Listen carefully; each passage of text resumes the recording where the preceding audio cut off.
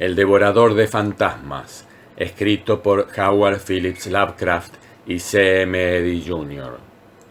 Locura, quisiera poder pensar así, pero cuando estoy a solas, tras caer la noche, en los desolados lugares a donde me llevan mis vagabundeos, y escucho cruzando los vacíos infinitos, los ecos demoníacos de esos gritos y gruñidos, y ese detestable crujido de huesos, me estremezco de nuevo con el recuerdo de aquella espantosa noche.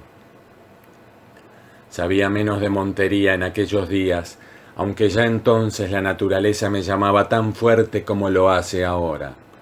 Hasta esa noche me había cuidado siempre de contratar un guía, pero las circunstancias me forzaron bruscamente a desenvolverme por mis propios medios.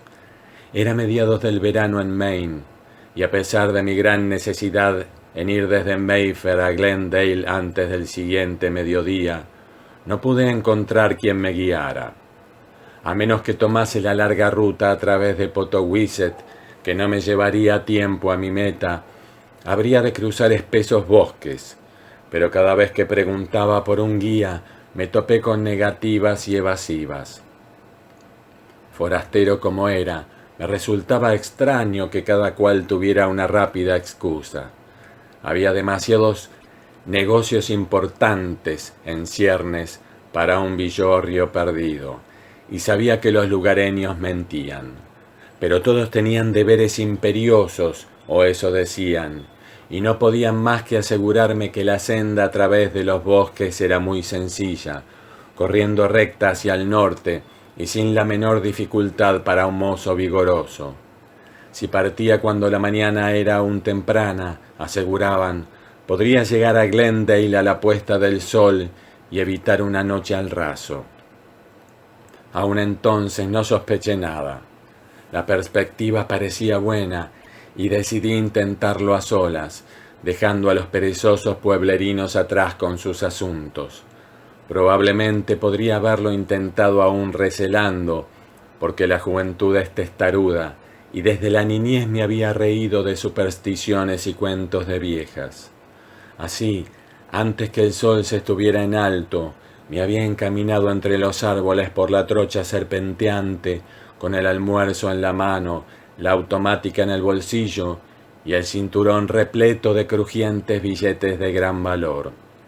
A juzgar por las distancias que me habían dado y el conocimiento de mi propia velocidad, supuse que llegaría a Glendale un poco después del ocaso, pero sabía que retrasándome durante la noche por algún error de cálculo, tenía suficiente experiencia en acampada como para no amilanarme. Además, mi presencia en el punto de destino no era verdaderamente necesaria hasta el mediodía siguiente. Era el clima lo que amenazaba mis planes. El sol, conforme subía, abrasaba aún a través de lo más espeso del follaje, consumiendo mis energías a cada paso. A mediodía, mis ropas estaban empapadas de sudor y me sentí flaquear a pesar de toda mi resolución. Al internarme más profundamente, me encontré obstruido y en muchos puntos casi bloqueado por la maleza. Debía haber pasado semanas, quizá meses, desde que alguien atravesara aquella ruta, y comencé a preguntarme si después de todo podría cumplir mi programa. Al fin, sintiéndome verdaderamente famélico, busqué la zona más profunda de sombra que pude encontrar y procedí a almorzar el tentempié que el hotel me había preparado. Eran algunos sándwiches insípidos, un pedazo de pastel rancio y una botella de vino muy flojo. Aun no siendo un suntuoso festín, fue bastante bienvenido por alguien en mi estado de acalorado agotamiento. Hacía demasiado calor para que el fumar fuera gratificante, así que no saqué mi pipa. En cambio, cuando hube acabado mi comida, me tumbé a lo largo bajo los árboles, tratando de reposar un rato antes de emprender la última etapa de mi camino. Supongo que fui un estúpido por beber ese vino, porque flojo como era, fue bastante para rematar el trabajo que el bochornoso y opresivo día había comenzado. Mi plan consistía en una simple y momentánea relajación, pero con apenas un bostezo de aviso, caí en un profundo sueño. Cuando abrí los ojos, el crepúsculo se cerraba a mi alrededor. Un viento acariciaba mis mejillas, devolviéndome rápidamente mi pleno sentido, y mientras hojeaba el cielo, vi con aprensión que apresuradas nubes negras estaban creando un sólido muro de oscuridad, indicio de violenta tormenta.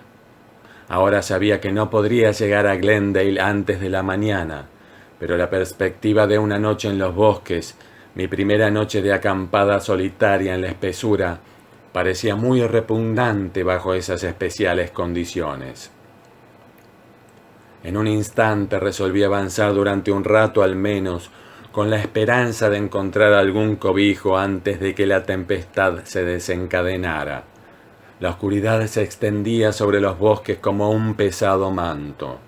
Las nubes bajas se tornaban aún más amenazadoras y el viento arreciaba un verdadero vendaval.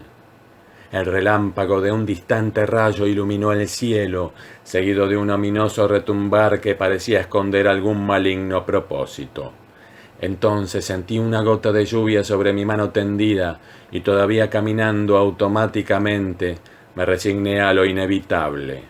Otro momento y había visto el resplandor, la luz de una ventana a través de árboles y oscuridad. Pendiente de tan solo refugiarme, me apresuré hacia allí. Quisiera Dios que me hubiera dado la vuelta y huido. Había una especie de claro imperfecto, en cuya parte más alejada, con su saga contra el bosque primitivo, se levantaba una construcción. Había esperado encontrar una choza o una cabaña, pero me detuve sorprendido cuando divisé una casita limpia y de buen gusto, con tejado de 2 vertientes, de unos 70 años de antigüedad, a juzgar por su arquitectura, aunque todavía en un estado de conservación que demostraba la atención más celosa y civilizada. A través de los pequeños paneles de una de las ventanas inferiores brillaba una intensa luz, y hacia ella, azuzado por el impacto de otra gota de lluvia, me apresuré cruzando el claro, aporreando ruidosamente las puertas tan pronto como alcancé las escaleras. Con prontitud, mis golpes tuvieron respuesta en una voz profunda y agradable que pronunció una sola palabra: «Adelante». Empujando la puerta desatrancada, entré en un penumbroso salón alumbrado desde un zaguán abierto a la derecha, más allá del cual había una habitación atestada de libros con la ventana iluminada. Mientras cerraba la puerta exterior a mi espalda, no pude por lo menos que reparar en un extraño aroma en la casa. Un perfume débil, elusivo, casi definible que de alguna forma sugería animales. Mi anfitrión, supuse, debía ser un trampero que regentaba sus negocios allí mismo. El hombre que había hablado se sentaba en una amplia butaca junto a una mesa central de mármol, con su forma enjuta envuelta en una larga bata gris. La luz de una poderosa lámpara de petróleo resaltaba sus facciones agudas y afeitadas, con lustroso y fino cabello largo y bien peinado, regulares cejas castañas que se unían en ángulo inclinado sobre la nariz, orejas bien formadas, emplazadas abajo y atrás en la cabeza, y amplios y expresivos ojos grises, casi luminosos en su interés. Al sonreír una bienvenida, mostró un magnífico juego de firmes dientes blancos, y mientras me señalaba una silla con un ademán, me percaté de la delgadez de sus delicadas manos, con largos y ahusados dedos de rojizas y almendradas uñas, ligeramente curvas y exquisitamente manicuradas. No podía menos de preguntarme por qué un hombre de tan avasalladora personalidad podría elegir la vida de recluso. «Perdón por la intromisión», me excusé, «pero estoy tratando de llegar a Glendale antes de la mañana y una tormenta me hizo buscar un refugio». Como corroborando mis palabras, en este momento llegó un intenso relámpago, una reverberación chasqueante y la primera descarga de un aguacero torrencial que abatía demencialmente contra las ventanas. Mi anfitrión, que parecía ajeno a los elementos, me dedicó otra sonrisa al responder. Su voz era entonada y bien modulada, y sus ojos mostraban una serenidad casi hipnótica. Sea bienvenido a la hospitalidad que yo pueda ofrecerle, aunque me temo que no sea mucha. Tengo una pierna tullida, por lo que tendrá que hacerse cargo. Si tiene hambre, encontrará abundancia en la cocina. Abundancia de comida, no de ceremonia. Creí detectar una levísima traza de acento extranjero en su tono, aunque su lenguaje era fluido e idiomáticamente correcto. Alzándose a impresionante altura, se dirigió hacia la puerta con largos y renqueantes pasos, y me percaté de los brazos inmensos y velludos que colgaban a cada lado, en curioso contraste con sus delicadas manos. «Venga», invitó, «traiga la lámpara con usted. Puedo sentarme igual de bien en la cocina que aquí». Le seguí al salón y a la habitación de más allá, y en esa dirección descubrí el montón de leña en la esquina y el aparador del muro. Unos instantes más tarde, mientras el fuego brincaba alegremente, le pregunté si no debería preparar comida para dos, pero él declinó cortésmente. «Hace demasiado calor para cenar», me dijo además. «He tomado un bocado antes que usted llegara». Tras lavar los platos dejados por mi solitario refrigerio, me senté un rato, fumando satisfecho mi pipa. Mi anfitrión formuló unas pocas preguntas sobre los poblados vecinos, pero cayó en un sombrío mutismo cuando supo que era un forastero. Mientras guardaba silencio, no pude menos que sentir una calidad de extraño en él, un algo insólito y soterrado que a duras penas podría ser analizado. Estaba casi seguro, por otra parte, que yo era tolerado a causa de la tormenta, más que ser bienvenido con genuina hospitalidad. En lo que respecta a la tormenta, parecía haberse agotado. Fuera ya había clareado, puesto que había una luna llena entre las nubes y la lluvia había menguado hasta una simple llovizna. Quizás, pensé, podría completar mi viaje después de todo, una idea que insinué a mi anfitrión. «Mejor aguardar hasta mañana», insistió. «Dice que está pensando ponerse en marcha y hay sus buenas 3 horas hasta Glendale. Tengo 2 alcobas arriba, y es usted bienvenido a una si quiere quedarse». Había tal sinceridad en su invitación que disipaba cualquier duda que pudiera haber tenido acerca de su hospitalidad, y decidí que su silencio era el resultado del largo aislamiento de sus semejantes en estas soledades. Tras permanecer sentado sin proferir palabra durante el tiempo que tardé en fumar 3 pipas, finalmente comencé a bostezar. «Ha sido un día más bien agotador para mí», admití, «y creo que sería mejor que me fuera a la cama. Debo levantarme al alba, ya sabe, y retomar mi camino». Mi anfitrión agitó el brazo hacia la puerta, a través de la que podía ver el salón y las escaleras. «Venga», me indicó, «lleve la lámpara con usted. Es la única que tengo, pero no me importa sentarme en la oscuridad, la verdad. La mitad del tiempo no la enciendo cuando estoy solo. El petróleo es difícil de conseguir aquí, y voy raramente al pueblo. Su alcoba es la de la derecha, al final de las escaleras».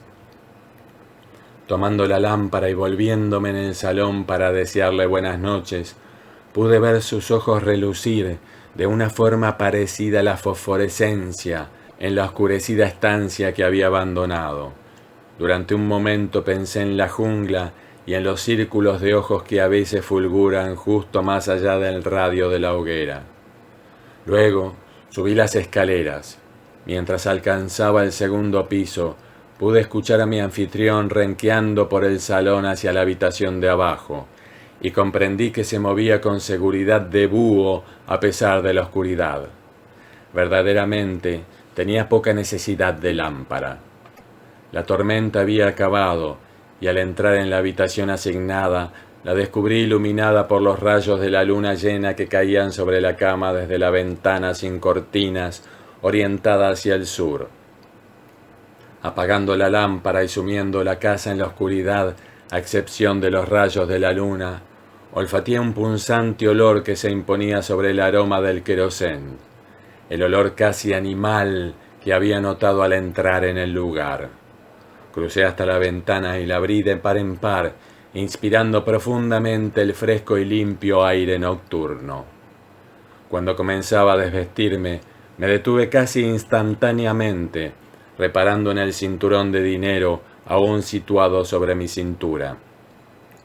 Quizás, reflexioné, convenía no ser imprudente o descuidado, ya que había leído acerca de hombres que aguardaban una ocasión para robar o incluso dar muerte a los extraños en el interior de sus moradas. Así, colocando las ropas de cama para hacerlas parecer a una figura dormida, alcancé la única silla de la estancia entre las envolventes sombras, cargando y encendiendo de nuevo mi pipa, y tomando asiento para descansar o vigilar según lo requiriera la ocasión.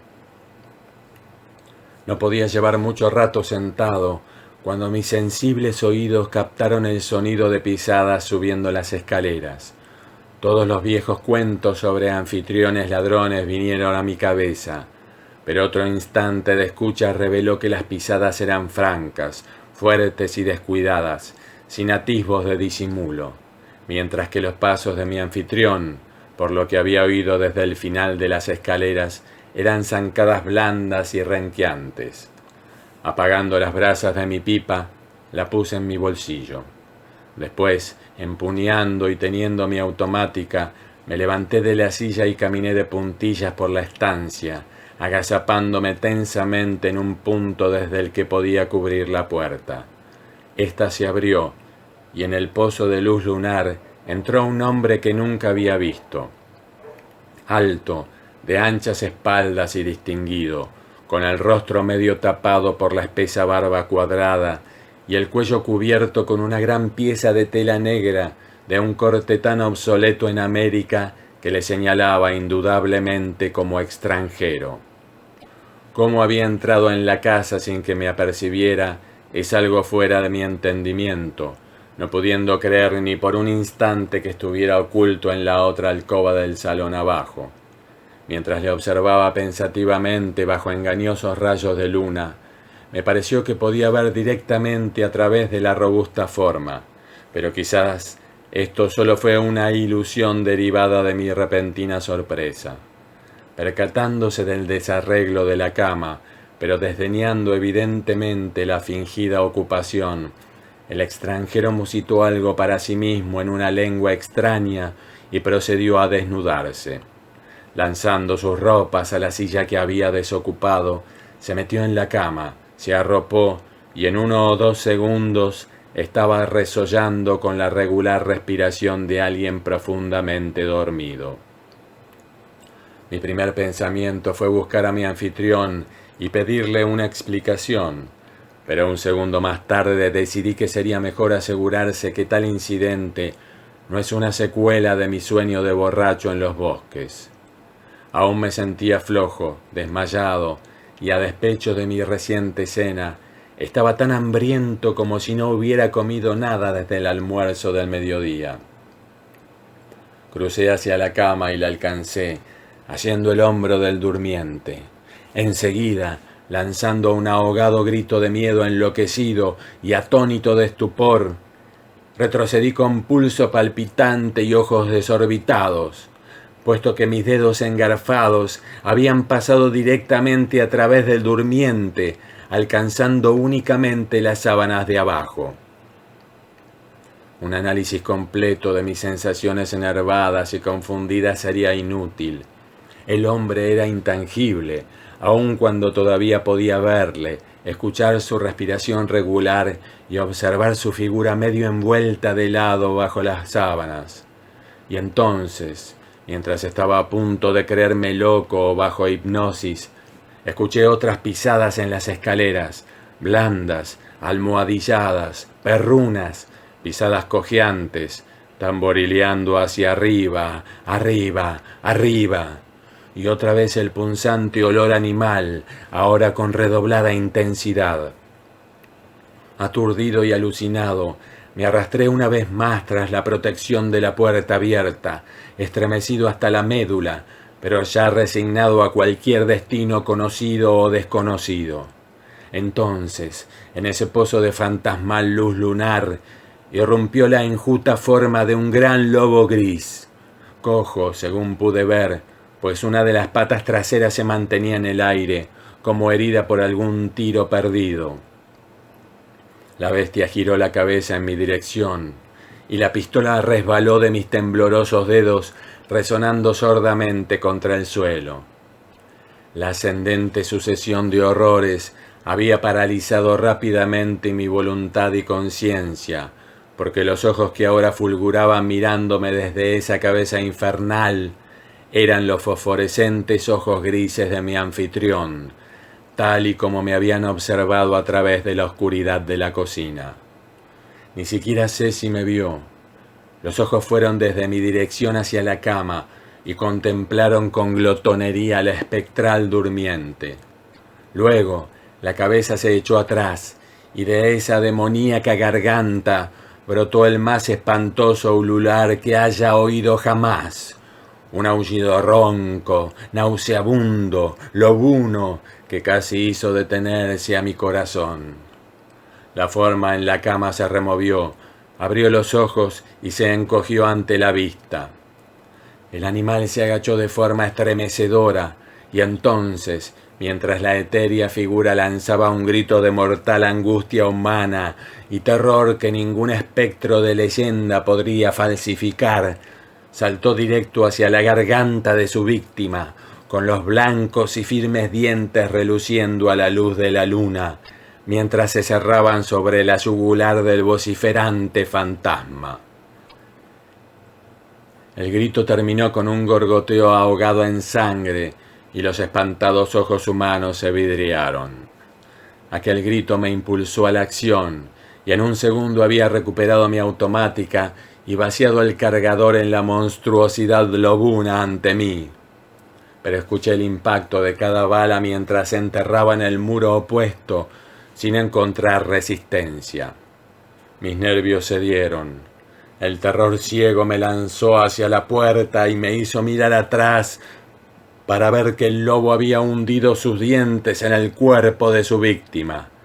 Entonces llegó aquella impresión sensorial culminante y el arrollador pensamiento derivado. Era el mismo cuerpo que yo había atravesado con la mano momentos antes, pero mientras me abalanzaba por esa negra escalera de pesadilla, pude escuchar el astillarse de los huesos. Cómo encontré el camino de Glendale o cómo conseguí atravesarlo, supongo que jamás lo sabré.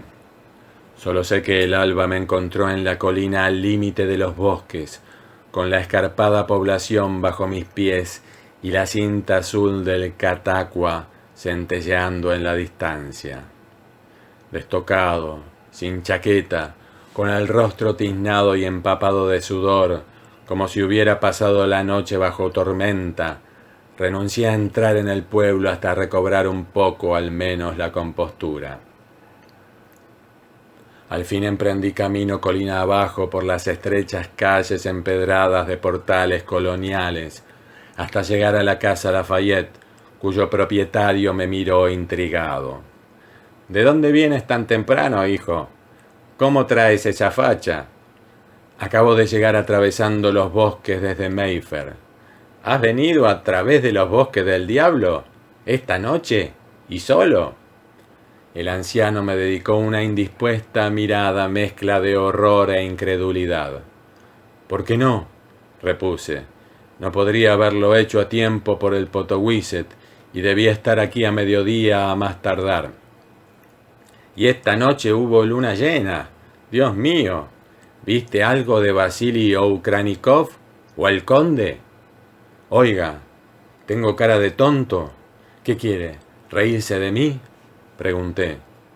Pero su tono fue tan grave como el de un sacerdote al replicar. «Debe ser nuevo por aquí, hijito.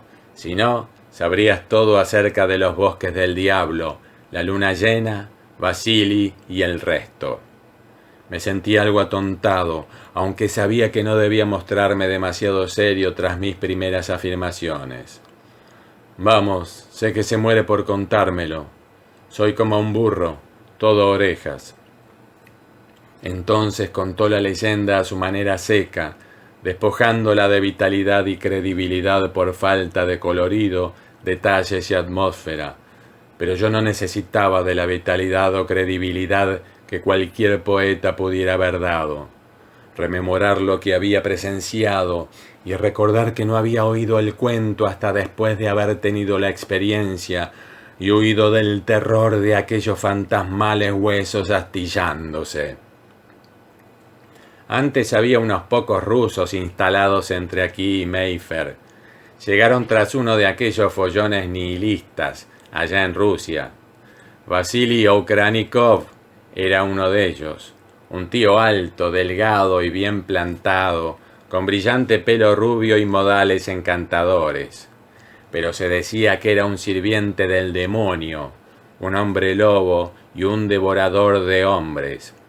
Se edificó una casa en los bosques, como a 1/3 del camino entre esto y Mayfair, y allí vivió solo. De vez en cuando llegaba un viajero de los bosques con algún cuentecillo extraño acerca de haber sido perseguido por un gran lobo con relucientes ojos humanos, como los de Okranikov. Una noche alguien le pegó un tiro al lobo, y la siguiente vez que el ruso vino a Glendale, cojeaba. Eso encajaba todo.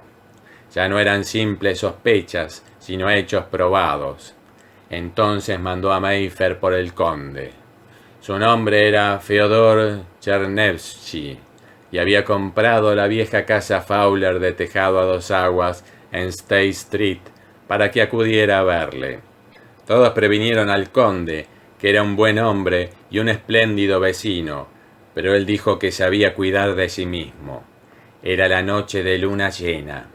Era valiente como él solo, y cuanto hizo fue pedir a algunos de sus hombres que tenía cerca del lugar que le siguieran a casa de Vasili si no volvía en un plazo prudencial. Así lo hicieron. ¿Y me dices, hijito, que has estado cruzando esos bosques de noche? Ya le digo que sí. Traté de no parecer un embustero. No soy ningún conde, y heme aquí para contarlo. Pero, ¿qué encontraron los hombres en casa de Okranikov? Encontraron el cuerpo destrozado del conde, hijito, y un fibroso lobo gris agazapado sobre él con fauces ensangrentadas. Puedes suponer lo que era el lobo. Y se cuenta que cada luna llena... Pero, hijito, ¿no viste ni oíste nada? Nada, hombre. Y dígame, ¿qué pasó con el lobo, o Vasili Okranikov? Toma, lo mataron, hijo. Lo llenaron de plomo y lo enterraron en la casa. Y luego prendieron fuego al lugar. Sabe que esto fue hace 60 años, cuando yo era un crío, aunque lo recuerde como si fuera ayer. Me volví con un encogimiento de hombros. Todo eso sonaba demasiado extraño, estúpido y artificial a plena luz del día. Pero a veces, cuando estoy a solas tras la caída de la noche en lugares desiertos, y escucho los ecos demoníacos de esos gritos y bramidos, y ese detestable crujir de huesos, vuelvo a estremecerme con el recuerdo de aquella espantosa noche.